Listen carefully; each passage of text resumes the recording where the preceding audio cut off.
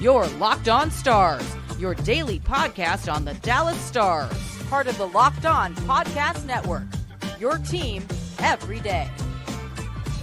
Howdy, Stars fans. Before we jump into a crossover edition with Gavin Spittle of Spits and Suds, I want to say thank you so much for all the love and support on all the content recently. Y'all are amazing, and y'all make this so much fun to do every single day. Just a heads up, there's no video component of this podcast. I actually jumped on Spits and Suds, so you just have to listen to me and Gavin's voices today, but it is business as usual. We got into a little bit of everything. Seth Jones, we talked about Winnipeg, the Stars' versatility, and so much more. So enjoy. Today's episode is brought to you by Gametime. Download the Gametime app, create an account, use code LOCKEDONNHL for $20 off your first purchase. And without further ado, enjoy me on Spits and Suds.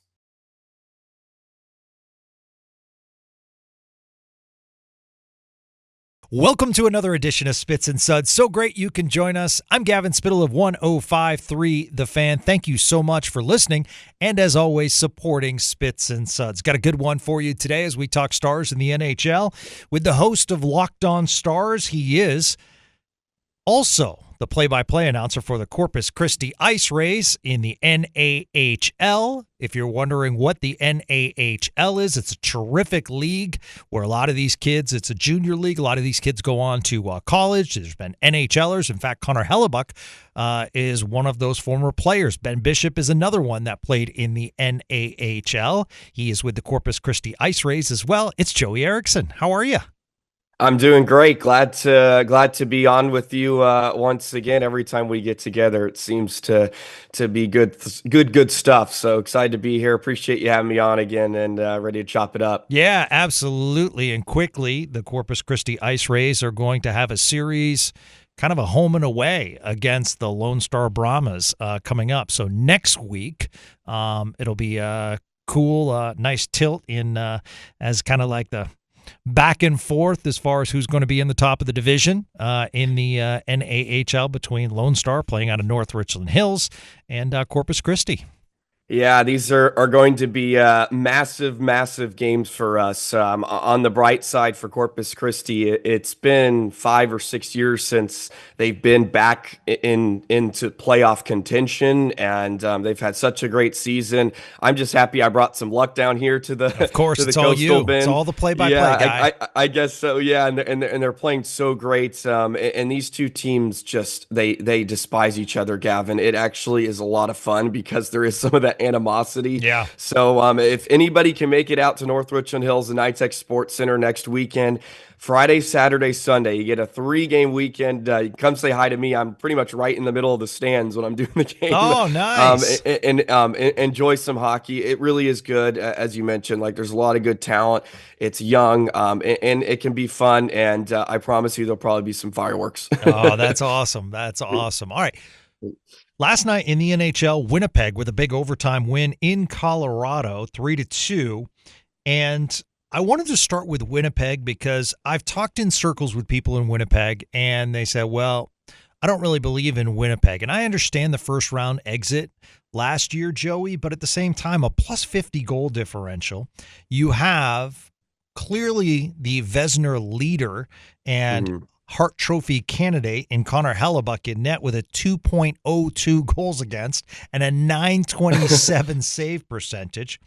They are 32% on the power play, which is tops in the NHL, and they're about mid-pack as far as penalty kill. So if there is a way to get to Winnipeg, it's put them in the box. They're 14th in the NHL, which is not bad, but not among the league's best. So it's just fascinating because I understand what people are saying based on recent playoff years, but with a new coach and a new system, I personally want to stay away from Winnipeg and wanted to get your thoughts because I'm actually a believer.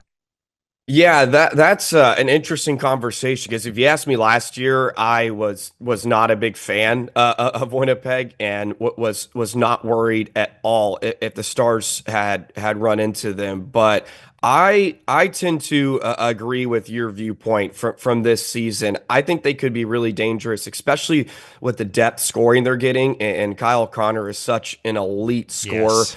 At the NHL level. He's a lot of fun to watch. And yeah, when you have Hellebuck on your as your safety net, it's really hard. It is really hard to take down Winnipeg. I think it's a bit different. They're big, they're heavy, they're physical. They sort of give me a nightmare matchup if you're the Stars. Like, that's the type of team that I think the Stars can really struggle against, on top of just having the best goaltender in the NHL. So I tend to be on your viewpoint as well, where I'm believing in Winnipeg a bit more this season than I would have in years past. And yeah, when you have a power play that's rolling, and I think just the overall approach and system, the way they go about business, is a lot different than years past. And a plus 50 goal differential is no joke. Yeah, absolutely. The other one is Minnesota.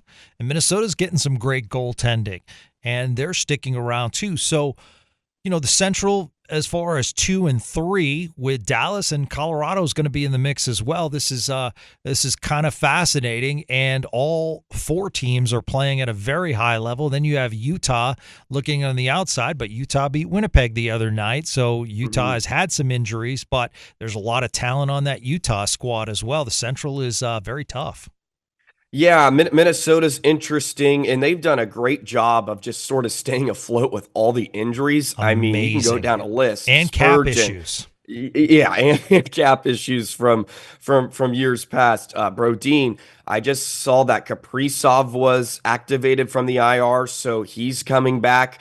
So you imagine they can really only get better with the bodies that are going to return. I like the Stars' chances against Minnesota, just based off recency and recent playoff success against Minnesota. Colorado's a scary team too, because they're sort of like Minnesota, where they've dealt with so many injuries. Jared Bednar's done such a great job there, and obviously they have McKinnon and McCarr that can certainly help you stay afloat. But they're going to start humming here in the second half of the season. And I mean, you just look at like a team like Utah or even St. Louis, like they're just a couple points out of it. So there's going to be some teams that are going to be hanging around, sniffing for a wild card spot, just trying to get in, which I'm looking forward to see how that sort of affects the trade deadline with the 4 nations face off and all that. I'm just curious to see how it all plays out in February, where finally teams either agree, like, okay, like we're going for it, or it's time to sell off some pieces. So, Spitting Chicklets podcast, which is terrific. Absolutely love those guys. They are wonderful at what they do, and I'm glad that they are so successful, because I think it brings all of us podcasters up. I mean, Joey's on Locked On Stars. We're here on Spits and Suds. We share information. I mean, to me, it's like, let's all grow together. And Spitting Chicklets is kind of the example that we would all love to be. I mean, they're absolutely wonderful. But they did talk about what has been going around in Chicago circles regarding Seth Jones possibly being on the block, and the possibility of Chicago making that trade possibility even tastier by picking up $4 to $5 million of the salary for the next 4 years. And that's a lot to take on. But it is interesting. There is a massive hometown tie. He lives here in the off season. This is where he trains. And I started thinking about it, and I'm interested. I think that I would love to see Seth Jones on a Cup contending team and see what kind of different Seth Jones we would see. I am, understandably so, a little bit worried about injury. However, I think he makes your blue line a lot better. I am too, because I just feel like there's a lot to work with Seth Jones. And as you alluded to, you bring him in to an environment that is made suitable to who he is right now as a 30-year-old defenseman. There just is a lot there at 6'4", 214 pounds, and someone that has experience at the NHL level that I think could be really, really valuable on the Dallas Stars. And I actually discussed this on an episode of Locked On Stars a few days ago, just mentioning my thoughts and observations on him. Obviously, 9.5 is just not going to work here in Dallas. There would have to be some way to retain some of his cap, and I know some of his advanced numbers aren't that great, but at the same time, he's played in Chicago recently, and he's played in Columbus. Those are not teams that are have been filled with talent over recent years, or at least elite level teams. So I think it would be really cool to have Seth Jones. Yeah. And sort of work him in here. I mean, he's a right shot defenseman. Yes.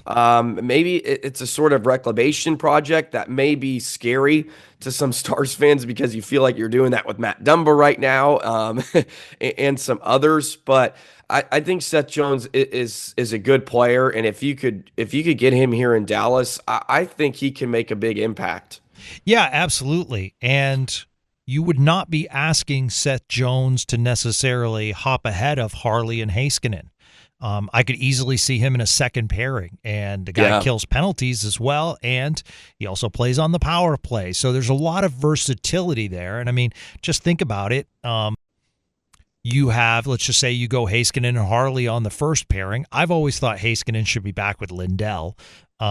So that I would like to free up Miro a little bit offensively to see if it's there, because offensively it's just not happening this year. But if you did go Heiskanen, Harley, and then you went Lindell, Seth Jones, and then all of a sudden your third pairing is Lyubushkin and Lundqvist. I mean, that's not bad at all. So I would feel so much more comfortable with that six. Or you go Lyubushkin, Bishop rolling out there. And I've sort of gotten into this recently, Gavin, too, where it's like, well, this is the best the Stars have right now. Like, this is the best they're throwing out there. And that Tuesday game against Carolina, I feel like sort of exposed some of the issues with Dallas. And that's one of my big takeaways right now is, well, this is the best the Stars have to offer. And I don't believe it's good enough to make a deep run in the Stanley Cup playoffs. They're going to have to make some additions, and it's probably not even one. They probably need two to really shore up the back end just to have some more stability back there, because what they're trotting out there right now is just not good enough against teams that you want to compete against, and those are the Carolinas of the world. And you mentioned the Winnipegs earlier. Like, those are going to be tough teams that you have to have more stability back there. Today's episode is brought to you by FanDuel. From the first whistle to the final drive, FanDuel makes the NFL playoffs even more exciting. And right now, new customers can bet $5 and get $300 in bonus bets if you win your first bet. That's $300 to keep the action going. The FanDuel app is so easy to navigate. It takes 30 seconds, by the way, to download it on your smartphone. And they have a variety of bets to keep every game exciting. Plus, when you win, the best part about it is you get paid instantly. You don't have to wait around for your winnings. You can cash in and cash out. Whether you're betting on your favorite team or just looking to add some extra excitement to the playoffs, FanDuel has you covered. When you're on the couch this Sunday taking in the conference championship games, get in on the action. Make some money with FanDuel, and you get $300 in bonus bets when you win that first ever bet. $5. That's all you have to do to get the $300 in bonus bets. FanDuel.com. Make this playoff season unforgettable with FanDuel, an official sportsbook partner of the NFL. Yeah, absolutely. And Chris Tanev provided it last year. The other thing that I talked about on the postgame the other day with David Castillo is just the versatility of this team. And this is one of my concerns. As the rink gets tighter, as we make our way toward the playoffs, physicality certainly gets ramped up. I think the depth of this team is impressive, but at the same time, I would love to see versatility, whereas the other night against Carolina is, to me, the perfect example. It's not going well. Your speed has been neutralized. You're trying everything to get into their zone. You're dumping pucks in the zone. That's to me when you ramp up your checking, you ramp up your forechecking, and you try different things, saying, you know what, the stretch passes aren't working. Carolina's big on the neutral zone. We have got to establish a different game, and you change it up a little bit. The first few shifts of that third period, I actually thought they did that, but then kind of went back into a mode. And I'm watching that game, Joey, and I just said to myself, even when they scored, I said, boy, I would gladly take a point out of this. Yes. Because I felt as though Carolina was going to score another goal, and I just never felt as though the Stars could take 2 points out of that game, and that's a concern. Yeah, and it's tough when you feel like they only can win one certain way. And you mentioned the versatility. Like, can Dallas adapt within games? Because they've struggled to win games with special teams. Well, specifically the power play, right? Especially on home ice. They go 0 for 3 the other night. And they struggle to win those heavy physical contests too, because as you mentioned, I just don't think they have enough of the personnel to do that. Because I was thinking about this too a few weeks ago when I was watching the Red Wings Avalanche over the weekend. Don't you just feel like you're watching the same like 6 to 8 players with Dallas sometimes? And it's not a knock on players like Ritskovian or Blumel or Stankoven or even Bork, but you're watching similar guys, the same stature and the same skill set. And it just feels like Dallas has 6 or 7 of those same type of forwards, and they just need something else. They need a Mason Marchment type force. They need somebody that brings a different skill set. And it's not that they can't be successful with that. It's not like even those guys are not contributing. Like Stankoven's a wonderful 200-foot player. Ritskovian has had some great impact. I've loved what Blumel has brought to the Stars here over the past week, but I'm still watching sort of the same similar skill set from each of these forwards, and they need something different because, as you mentioned, they need some more versatility. When they can't have that open sort of flowy game, they have to, kind of go to the well, so to speak, and grind it out. And of course, it hurts not having Marchment, right? But even with Marchment and Sagan, they're still pretty similar. So I'm right there with you. They have to be able to adapt and win in more ways because if you look at that game like Carolina, I think you're right. Where it's just like I really don't see them coming out of here with 2 points. And that's with a Carolina team that played the night before. Yeah, absolutely. And you saw the lack of checking from both teams. It was almost like they were just going through the motions. You didn't really see any like nastiness. There truly wasn't a lot of in front play of these goaltenders. No. Both played well, but both had clean looks. So, and then I watch the highlights and I see Ilya Shesterkin going after Brady Tkachuk. And, exactly. And I'm saying, when is Otter going to take a piece of somebody? it's old school, but a lot of times it works. And you have to do it right. But an agitator certainly can make a difference in those games where the team needs a certain lift. It gets the crowd into the game. There's just so many aspects that a big check can do or something. I mean, that crowd, and I'm not saying anything against the AAC because it's a rocking barn, but that was a silent night at the AAC. That happens. It's an 82-game schedule. But I will say, on this front, this is one of the reasons I want the recall of Liam Bichsel, not necessarily for the fighting, not necessarily for the checking, but to me, he creates space on the ice. And you made a great thought just now where you said you look at all these players and they look the same. There's something about Bichsel on the ice, and clearly it's his size, but also his puck moving ability. Like, that's what I was really impressed at. And he's not just there to fight, because he was offered many times and you saw he didn't want to drop the gloves. So I love his head. And I just felt as though as the games went on, Pete DeBoer said it himself, the Chicago game was probably his best game. Then he went down. So at some point I am expecting a recall. Yeah, me too. I just believe he's one of the 6 best defensemen right now for Dallas. And I don't know how you could just let him simmer there for that long without bringing him up, because I think he could I think he could be a valuable piece in the postseason. Whether that means he plays a lot, I don't know. I don't think he's going to be logging 20 minutes a night for the Stars, but I think there still are some questions about Niels Lundqvist, right? Like he's made some great strides Sure. this season, Yeah. but when it comes to April and hopefully into June, what is that going to look like? Are we going to get 5 to 7 minutes a night, Niels Lundqvist, or can we bump it up to around 12 to 15? Or would they rather be more comfortable with like an Alex Petrovic, right? Like that's always an option too. But I'm right there with you. It's funny you mentioned the size because my dad went to a game a few months ago, and I asked him. I said, "What does Bischel look like?" I believe it was against Washington. He said, "A moose among deer." He's just big, and he's large, and he moves so well. Yeah. I think he's really fleet-footed, and I think he can only get better. I think he can only get better with time. And maybe he's not going to be a massive impact for Dallas in the postseason, but I feel like if you bring him up, sort of like Harley did a few years ago, the last 15 to 20 games, get him involved again, get him ready, and see what you have. And I think it tells a lot too, Gavin. You mentioned Pete DeBoer giving him some praise. Remember last season when Tanev was hurt in that Western Conference final? Like there was a real case if Tanev could not go, Bischel was going to play.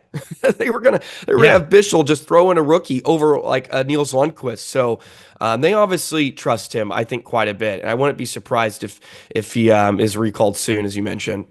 So when you look at trade targets, are you thinking to yourself splash, or are you thinking to yourself short term? Because I did bring up with Sean Shapiro last Friday, and I don't mean this. Like, obviously, we all want the Stars to do well because we do Stars specifics podcasts. But Yeah. to me, there is a point, and we were talking about Jamie Benn, and Captain's been great this year. Awesome in the face-off circle. He's been really good. But at some point, do you have to change the dynamic of this team to take that next step? And we're looking ahead to the playoffs. I mean, for all we know, they could go on an epic run. But that is in the back of my mind. If for some reason you get knocked out this year, that's 3 years in a row. Yeah. What is that extra piece? And I did bring up with Sean, and Sean said, I understand what you're saying. He goes, I think this team can win a cup. But I talked about the Calgary-Florida trade, which clearly took Florida to a new level. And Calgary got really, really nice pieces. I mean, if you look at the success of Calgary this year, Jonathan Huberdeau is a big part of it, along with some really good goaltending. So Calgary's in the mix. So I just thought that was, kind of interesting. Wanted to get your thoughts on that. Today's episode is brought to you by Gametime. I love going to live events, whether it's sports, music, theater, comedy, you name it. Some of my best memories of my life have been going to live events with my friends. Now, Gametime has made it so easy to get tickets for your favorite events with their new feature called Gametime Picks. This feature filters out all the fluff to show you only incredible deals on great seats, so you don't have to waste time searching through thousands of tickets. You can find amazing deals. You can see the view from your seat before you buy. The super deal is also impressive, offering great seats at unbeatable prices. Plus, the app shows all-in pricing up front with no surprise fees at checkout. How about that? Gametime is doing it right. So take the guesswork out of buying tickets with Gametime. Download the Gametime app. Create an account, use the code LOCKEDONNHL for $20 off your first purchase. Terms apply. Again, create an account, redeem code LOCKEDONNHL for $20 off. That's LOCKEDONNHL. Download Gametime today. What time is it? Game time. Yeah, man, because, well, it really it's hard, and I imagine General Manager Jim Nill has the toughest job. I do not envy him because he does have so much talent that when you look at it, you're like, man, this window is just opening, right, for Dallas. Like there could be 4 or 5 years where they're right in the mix, but it comes to the point, right? You mentioned like if you get bounced, that's like 3 years in a row. At some point, are you going to take a big swing? Because it feels like the teams that do take those big swings get rewarded. And you mentioned Florida here over the last few years, 2 trips to the Stanley Cup final, and then they get to lift the trophy last season. Are you okay with maybe having to give up on a Maverick Bourque or having to give him away in order to get that X factor, that piece that can lift you over the hump? I'll say it. I am there right now. I feel like with the Stars, and I was sort of milling about this recently. Like let's go for it. Right, this is a season where even the West for the Winnipegs of the world in Vegas, like they're really good teams.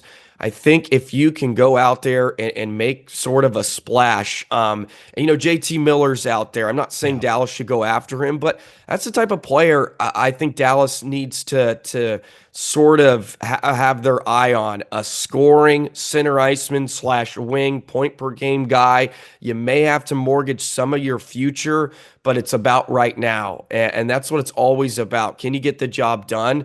I'm interested in long term. I know Brock Nelson's been thrown out there and he's a UFA. I guess it just kind of depends on who I would be willing to give up based off term and based off how many years and all that good stuff and money. But I'm hoping that you go out there and make a splash. And as you mentioned, you need a change. You need a dynamic change to the roster up front to get them over the hump, because I don't think the roster right now that Dallas has is going to be capable of doing a ton of damage in the postseason. Do I think they can win a series? Yeah, but man, I don't know if they can get through a gauntlet like they had to go through last year. So let's make a splash. Let's go for it, right? Yeah, absolutely. And you look, and it's going to be another gauntlet. I mean, there's exactly. Even if you end up a wild card team, or even if you end up in the top 3. If you're in the top 3, it's like, wow, you're going to play Winnipeg, Colorado, or Minnesota in the first round. That's not easy. I mean, you've had playoff success against Minnesota, but if you watch this Wild team, it's different than in past years. So, I mean, we'll see. I mean, it's just, and this is kind of like why I'm interested to watch Friday night as well, because now you have another Cup contender. So it's 2 in a row.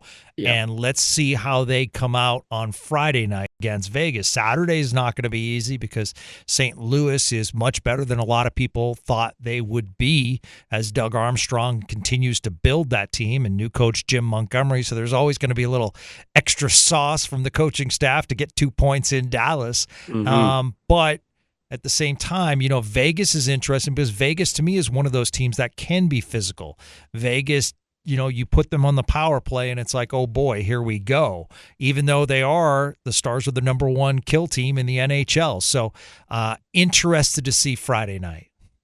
Yeah, I'm curious too. When does Jim Nill grow impatient, right? Yes. Vegas is a team that seems like they're always impatient, right? I mean, they are going for it. They are going out, they're grabbing whoever they can from every walk of life to bring into their organization. And when does Jim Nill get to the point where, like, all right, I've had enough. It's nice that we're sort of playing it safe, and we've brought in all this young talent via drafting and our hard works of our scouts, but now it's time to really go after it. And yes, Friday's going to be another one of those sort of measuring stick games, because it's sort of what I took out of the Monday contest against Carolina. Just feel like Dallas is far away right now, and they have to find a way to get to that class. In Vegas, you mentioned every time they go to the power play, I feel like I get tightened up. I get worried knowing that Jack Eichel is going to be out there and making things happen. So, this will be another great test for Dallas. I will say this, for all the negatives I feel like we talked about with Dallas here in this podcast, the Stars usually respond. They usually respond well, and they have some pride.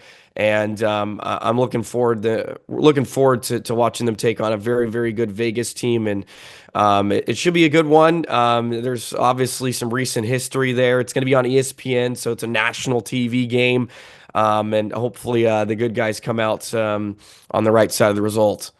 Yeah, one of the things that Jim Nill told Sean Shapiro is the parity in the NHL is making it tough. And just a quick glance, if we're looking to make a trade in the West, Chicago could be a trade partner. San Jose could be a partner. Nashville's a little tough because they're in your own division, but could be a partner. Anaheim could be a partner. They've already made some trades.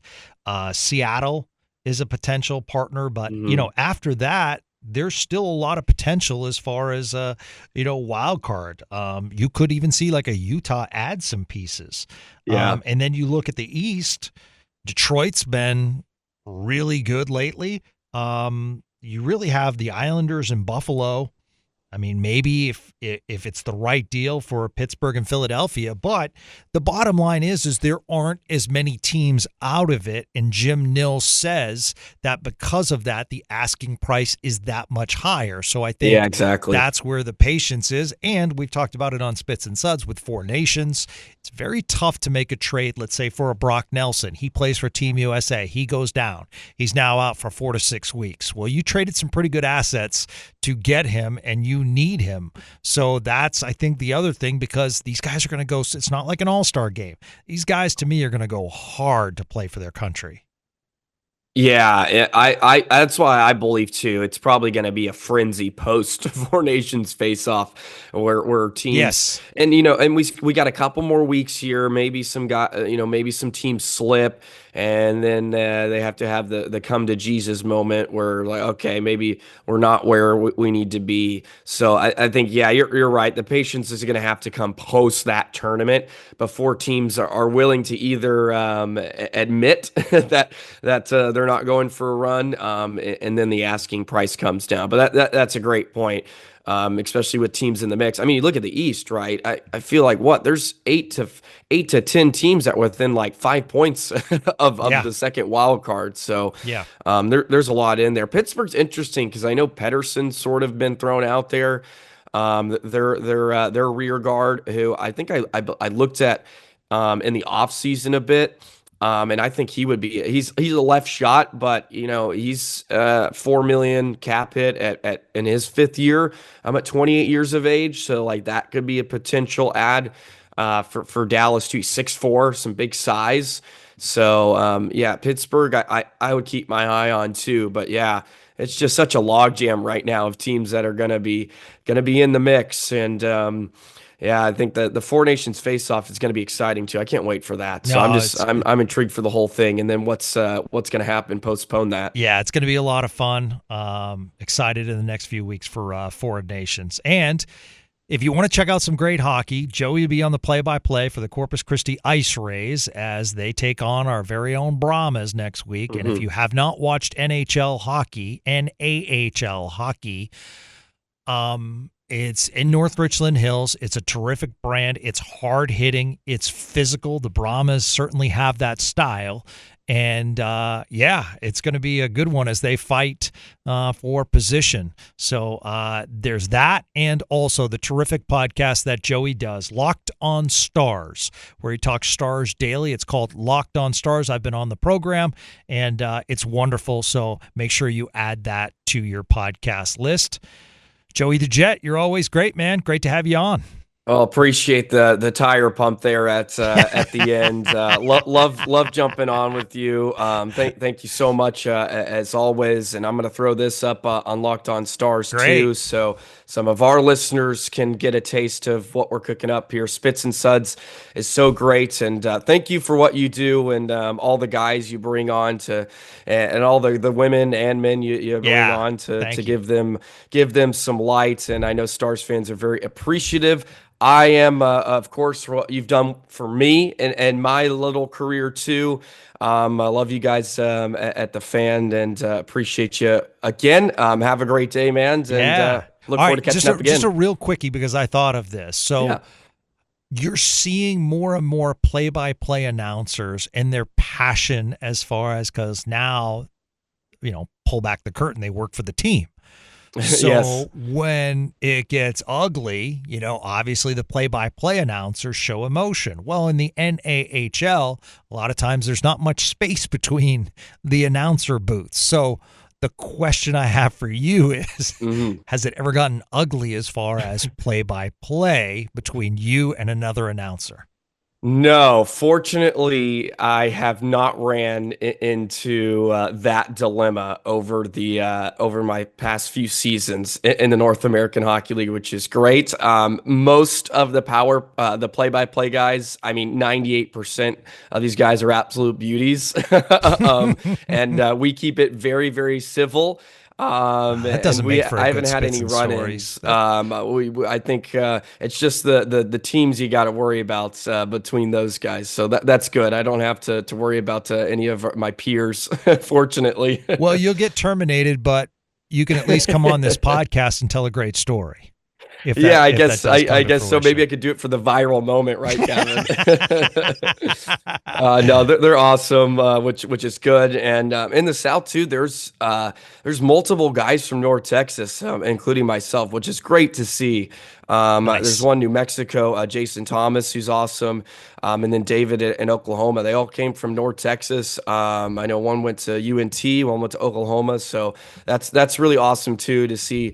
Some guys, similar backgrounds like myself that don't come from, prototypical hockey markets that are making their way in the broadcasting business, especially in hockey. So it's awesome. Have you played the Maine Nordiques yet?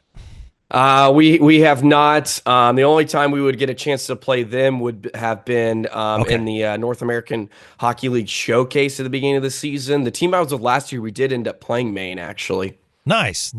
So what's the coolest road trip you've been on this year? Coolest road trip. It's a great question. I really liked Colorado. So there's a team in Greeley, Colorado. It's about an hour north of Denver. And here's a great story for you. I don't want to put our bus on blast, but we didn't have heat. So you can imagine Colorado, this was still in November, so it wasn't too bad, but it was sort of the first, frost and freeze was coming in, and it was about 50 degrees on our bus for an 8-hour drive from Amarillo to Greeley, Colorado. I can't believe I didn't lose a couple of toes because I was freezing trying to stay bundled up on the bus for 8.5. I think the trip probably ended up lasting 10 hours, but I loved Greeley. I thought the building was great. The atmosphere was really good. And I enjoyed that. So it's probably my favorite of the year. But I like Lone Star too, just because I get to go back home. Absolutely. I get to see my family and stuff. Absolutely. Can't wait to see the Tilt next weekend. It's going to be a good one. Thank you so much again, Joey Erickson from Locked On Stars. And that'll do it for another episode of Spits and Suds. Sean Shapiro scheduled to join us tomorrow. And then, of course, we'll be back for the postgame tomorrow night against Vegas. A very, very nice tilt. And we'll have that for you right here on Spits and Suds on 105.3 The Fan. Have a great day, everyone.